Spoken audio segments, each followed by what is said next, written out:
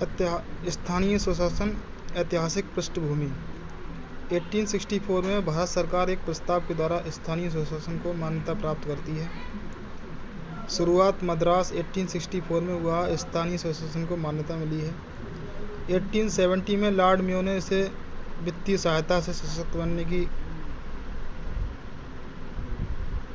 1882 में रिपन स्थानीय संस्थानों हेतु एक प्रस्ताव पास करता है। इस प्रस्ताव के तहत जिला बोर्ड की स्थापना की गई है। रिपन को भारत में स्थानीय स्वशासन का जनक कहा जाता है। 1907 में हाब हाउस की अध्यक्षता में एक आयोग, शाही आयोग का गठन किया जाता है।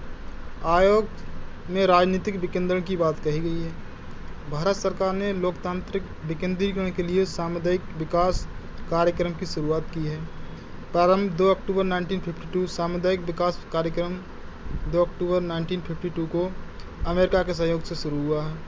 उद्देश्य इसका है गांव का सर्वांगीण विकास करना, जैसे स्वास्थ्य, शिक्षा, रोजगार, पेयजल, बिजली, आधारभूत संरचनाएं। राष्ट्रीय प्रसार सेवाएं 1953 में स्टार्ट हुई हैं फोर्ड फाउंडेशन के द्वारा। फोर्ड फाउंडेशन USA के सहयोग से। सामुदायिक विकास कार्यक्रम योजना असफल हुई। स्थानीय स्वशासन को लोकतांत्रिक विकेंद्रीकरण के नाम से भी जाना जाता है। बलवंत राय मेहता समिति का गठन 1957 में किया गया।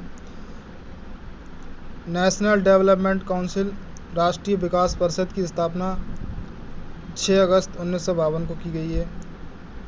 त्रिस्तरीय पंचायती राज व्यवस्था राष्ट्रीय विकास परिषद ने मंजूरी दी है। सबसे पहले प्रायोगिक तौर पर आंध्र प्रदेश में लागू की गई। सर्वप्रथम लागू राजस्थान के नागौर जिले के बगदरी गांव में 2 अक्टूबर 1959 को ये लागू हुई है। उसके बाद में 11 अक्टूबर 1959 को आंध्र प्रदेश में लागू हुई। त्रिस्तरीय पंचायती राज व्यवस्था के 3 स्तर थे: जिला पंचायत, पंचायत समिति, ग्राम सभा। स्थानीय स्वशासन के जनक लॉर्ड रिपन 1882 है। स्थानीय स्वशासन इंग्लिश में लोकल सेल्फ गवर्नमेंट। किसी भी क्षेत्र में विशेष रूप से निवास करने वाले लोग अपने ही लोगों के द्वारा शासन में हिस्सा लिया जाता है। इसी को लोकतांत्रिक या डेमोक्रेटिक डिसेंट्रलाइजेशन या स्थानीय स्वशासन कहते हैं। स्थानीय स्वशासन केंद्रीकरण के आधार पर, विकेंद्रीकरण के आधार पर 2 आधार पर होता है।